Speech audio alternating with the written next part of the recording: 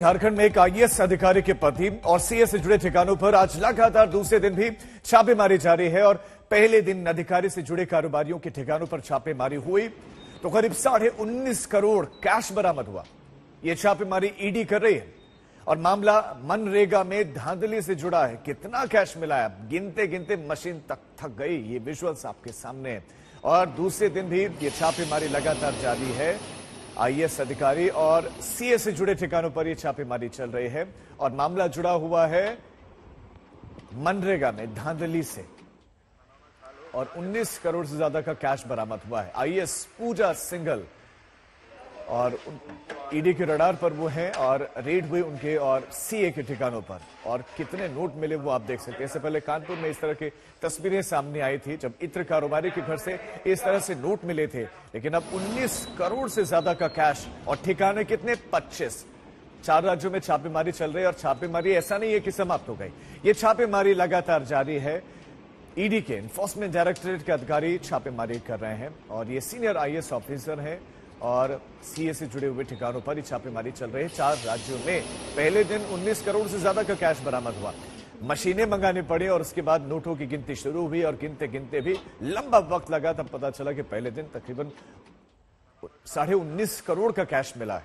अभी उनके और उनसे जुड़े हुए सहयोगियों के ठिकाने पर छापेमारी जारी है। इस वक्त हम हैं एक अपार्टमेंट में जहां पूजा सिंघल के सीए रहते हैं और ये देखिए ये मशीनें लाई गई थी नोट गिनने के लिए। अब इसका काम हो चुका है, इसको वापस ले जाया जा रहा है। लगभग जो ईडी की कार्रवाई थी वो पूरी हो गई है। अलग अलग ठिकानों पे छापेमारी की गई थी और 19 करोड़ 30 लाख रुपया रिकवर करने की बात सामने आ रही है। जो आधिकारिक सोर्स हैं ईडी के उनके द्वारा उनकी बातों को अगर माना जाए तो 19 करोड़ 30 लाख रुपए जो है उसकी बरामदगी की बात आ रही है। और देखिए कई मशीन जो है लगभग 4 मशीन नोट गिनने के लगाए गए थे। तीन मशीन जो है वो फिलहाल यहाँ दिख रही है और इसको वापस जो है अब ले जाया जा रहा है। यानी अब साफ है कि कार्रवाई जो है वो खत्म हो चुकी है। आप देख सकते हैं सीआरपीएफ के जवान जो हैं वो आए हुए हैं और यहाँ पे आप देख सकते हैं पूजा सिंघल के सरकारी आवास पे भी छापेमारी की गई थी। उद्योग और खनन सेक्रेटरी हैं और कई ठिकानों पे भी छापेमारी की गई है। पूरे देश भर में छापेमारी हुई है। झारखंड में भी छापेमारी की गई है।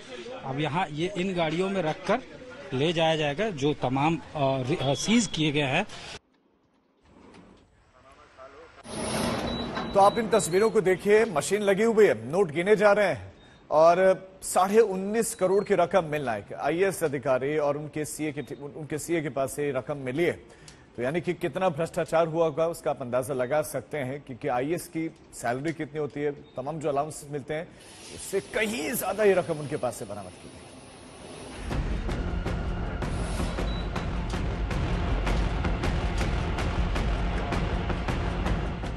नोटों के इन बंडल को आप गिनते रह जाएंगे।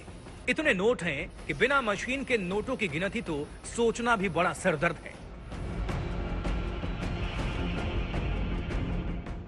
रांची में प्रवर्तन निदेशालय की टीम ने छापेमारी की तो इतने बड़े पैमाने पर नोटों की बरामदगी हुई।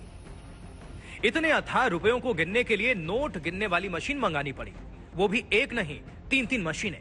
बैंक अधिकारी इन मशीनों के साथ पहुंचे और नोटों को गिनने का सिलसिला शुरू हुआ तो आंकड़ा 19.5 करोड़ के करीब जाकर पहुंचा।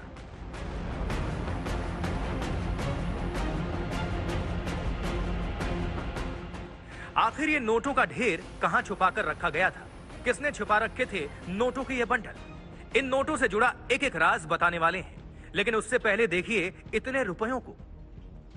इसमें 2000 रुपए के बंडल हैं, इसमें 500 रुपए के नोटों के बंडल हैं, इसमें 200 और 100 के नोटों के बंडल भी हैं।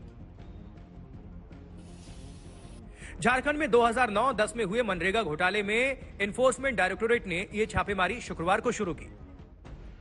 झारखंड, बिहार, राजस्थान, पश्चिम बंगाल, महाराष्ट्र में एक साथ जांच एजेंसी का छापा पड़ा। करीब 25 ठिकानों पर छापे के टारगेट थे। झारखंड की खान और उद्योग सचिव पूजा सिंघल के पति अभिषेक झा और उनके सीए।